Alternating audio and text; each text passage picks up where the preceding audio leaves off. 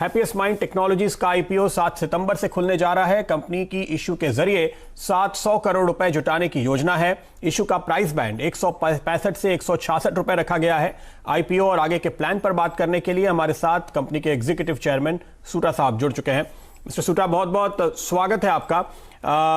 एक बात जो हम देख रहे हैं, डिजिटल आजकल एक बज है आईटी सेक्टर में, और हैप्पीएस्ट माइंड जो है वो एक फर्स्ट मूवर रहा है इस सेगमेंट में।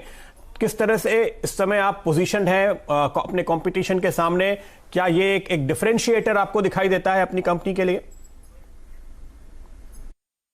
पहली चीज तो ये है कि हमारी कंपनी में 3 बिजनेस लाइंस हैं। एक है product engineering, digital business services और इंफ्रास्ट्रक्चर एंड सिक्योरिटी। इन तीनों के साथ हम सारी रिक्वायरमेंट्स जो किसी भी कंपनी की है, सारी डिजिटल रिक्वायरमेंट्स हम लोग मीट कर लेते हैं। और जो हमारी बिजनेस है उसमें 97% डिजिटल है और जो डिलीवरी है 88% एजाइल डिलीवरी है। और हम लोग के लिए जब हम एजाइल कहते हैं वो सिर्फ डिलीवरी नहीं, हर एक चीज जो हम कंपनी में करते हैं वो एजाइल तरीके से करते हैं। अब आप बाकी इंडियन कंपनीज को जो देखेंगे उनमें 30 और 50% के बीच में डिजिटल है।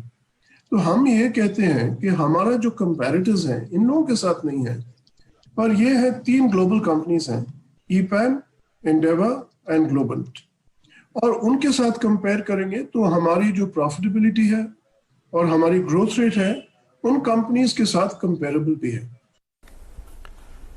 ओके। इस वक्त जो सिचुएशन है कोविड के चलते दुनिया भर में, क्या आपके जो क्लाइंट्स हैं, कस्टमर्स हैं, वो आईटी स्पेंडिंग में कमी कर रहे हैं? आप किस तरह का इंपैक्ट इस वक्त देखते हैं कारोबार पे? देखिए, लोगों को एक चीज है, जब भी स्लो डाउन होता है एक सेक्टर जो कभी बिल्कुल डाउन नहीं होगा वो तो हाईटेक एंड आईटी स्पेंडिंग है, क्योंकि लोगों को मालूम है अपनी कंपनीज को चलाना और बढ़ाने के अलावा और कोई तरीका नहीं। अब जरूर ये हुआ कि Q1 में एकदम से काफी कैंसलेशंस आ गए सबके लिए। हमारे शायद थोड़ा कम असर हुआ होगा, बाकी लोगों का थोड़ा ज्यादा हुआ होगा, पर असर तो हुआ। कई लोगों का शायद हमारे से भी अच्छा होगा, ये मैं नहीं कह सकता।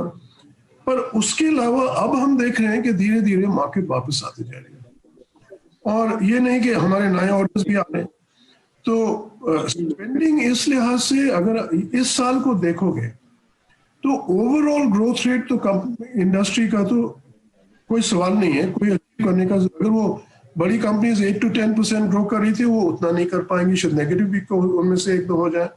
हमारा ग्रोथ भी 3-4% हो, 20% था। पर जरूरी चीज यह है कि हमने साथ साथ प्रॉफिटेबिलिटी को इम्प्रूव किया। तो जो लॉस एक तरफ मार्केट के लिहाज से देखा जाए ग्रोथ में हो रहा है, वो हम प्रॉफिट से मेकअप कर रहे हैं। तो हमारा वैल्यू प्रोपोजिशन जो इन्वेस्टर के लिए है इंटैक्ट है।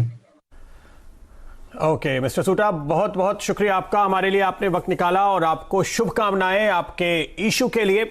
उम्मीद करेंगे कि यहां पर भी लोग ऐसे ही मुनाफा कमाएंगे जैसे पहले उन्होंने आपके विप्रो के दिनों में कमाई की, या फिर